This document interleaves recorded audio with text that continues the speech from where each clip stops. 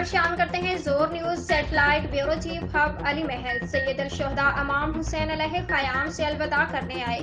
حضرت فاطمہ سکینہ سلام اللہ علیہ نے آگے بڑھ کر کہا، بابا جان کیا آپ نے موت کی تیاری کر لی ہے؟ امام علیہ السلام نے فرمایا، بیٹی جس کا کوئی یار و مددگار نہ ہو، اگر وہ موت کے لیے تیار نہ ہو تو اور کیا کرے؟ عاشور کے دن رہبر معظم سید علی خامنہ کے فرمان پر چیئرمین مجلس وحدت مسلمین پاکستان علامہ راجہ ناصر عباس جعفری کی کال پر ملک بھر کی طرح شکارپور میں شیعہ حیدر قرار نے سویڈن میں کتاب اللہ قرآن مجید سویڈن حکومت کے خلاف قرآن مجید ہاتھ میں اٹھا کر احتجاج کیا گیا۔ لبیک یا حسین۔ یوم عاشور 10 محرم الحرام نماز رسول حضرت امام حسین علیہ السلام کی شہادت کی یاد میں مرکز سے باطنی جلوس برآمد ہوئے۔ ہر سال کی طرح اس سال بھی 10 محرم الحرام عقیدت اور احترام سے کی گئی۔